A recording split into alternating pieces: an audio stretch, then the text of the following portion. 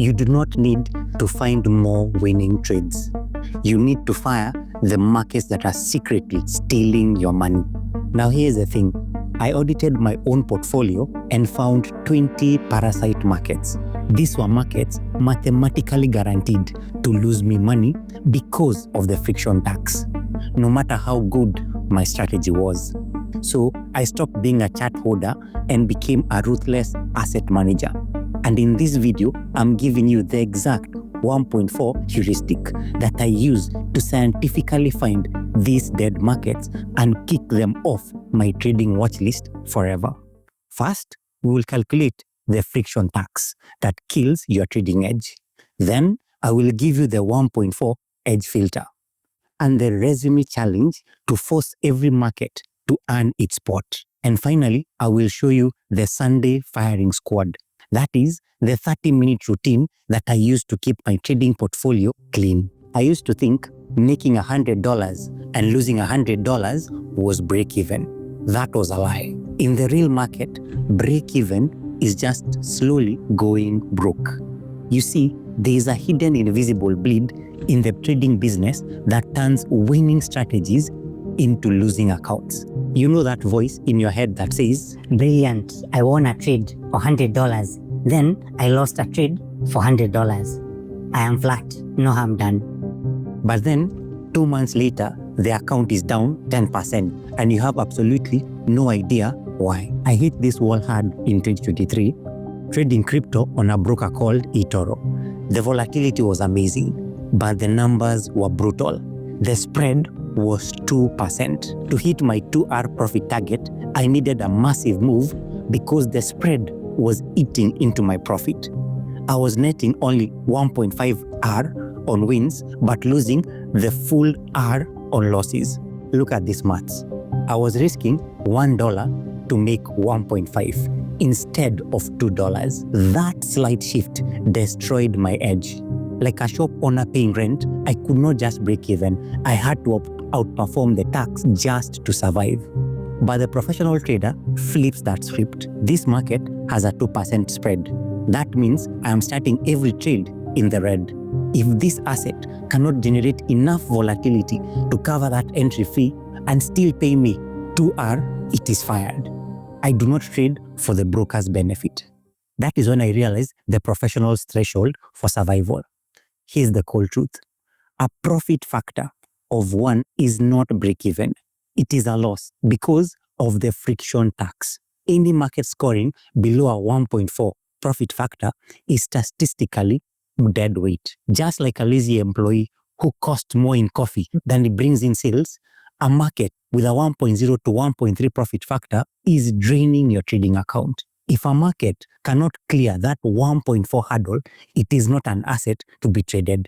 It is a liability. So I needed a binary decision tool that I now call the 1.4 edge filter.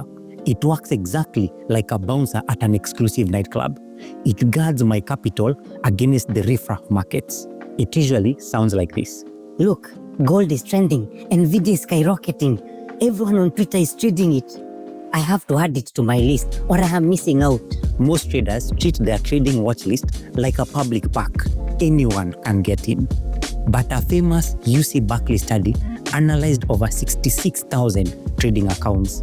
They found active traders earned 17.9% gross returns. Yet, their net returns fell to 11.4%. Transaction costs wiped out nearly 40% of their edge. They were not losing to the market. They were losing to the house limit. And when I audited my own portfolio in 2021, the bouncer told a brutal story. 20 out of 29 markets were parasite assets, failing to beat the market's friction tax. I was not diversifying. I was diluting my winners. But real traders think differently. I do not care if it is gold, crypto, or the hottest stock on earth. Show me the ID. Under 1.4, get out of the queue. You are not getting in. So here's the rule that cleaned up my trading career. It is a simple calculation. Total gross profit divided by total gross loss equals the verdict. I take the last 30 trades on any pair, I add up every single dollar won, and I divide it by every single dollar lost. If that number is below 1.4, that market is fired. I do not care if Elon Musk is tweeting about it. It is gone. If the number is above 1.4, it earns a spot. This simple division removes emotion. You are not missing out on gold. Gold simply failed the interview. Applying these maths filters out the market's noise. But that leaves the most dangerous variable, you. If you have ever felt like you are doing everything right, but you are still losing, you likely have a hidden trading blind spot. And I created a free 3-minute diagnostic quiz to help you identify exactly what that blind spot is. Click the link in the description to get your personalized results today. Now, a market can lie over 5 trades. Anyone can flip a coin and get heads 5 times in a row. To avoid getting burnt, I demand a background check, because the trap starts when you think, I want 3 trades in a row on the euro. This pair is a money printer. I am going all in. When I rebuilt my watch list, I put every potential market through the resume challenge. You would not hire a CEO based on one good week. You'd want to see a track record. Traders look at yesterday's green candle and call it a good pair or a good market. That is gambling logic. You are blinded by a tiny sample size. The disciplined trader's mind says 3 wins is luck, 10 wins is a streak, but 30 wins is data. Come back when you have a track record. To trust the bouncer, I needed data. And I use a rule called the 30 trade audition.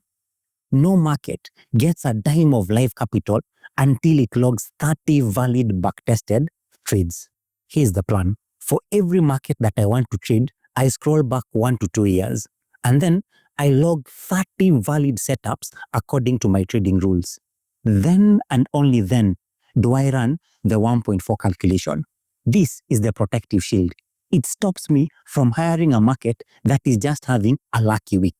If it cannot maintain a 1.4 profit factor over 30 plus historical trades, it has no business touching my live account balance. The hard part is keeping your trading watch list clean. And that is why I use what I call the Sunday firing squad. It usually sounds like this.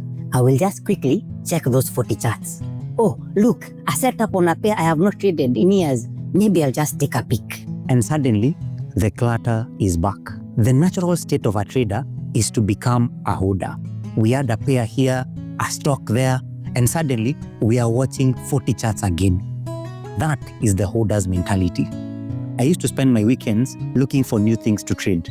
But now, I look for things to delete. There is usually a massive relief that you experience when you delete a chart that has started to slip. I learned that it was not losing an opportunity.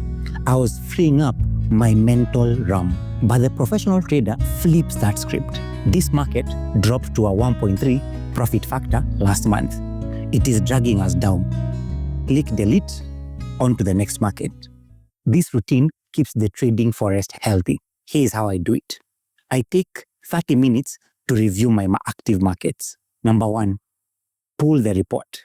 Every beginning of the year, I look at the performance figures of the last 30 plus trades for each market that I trade.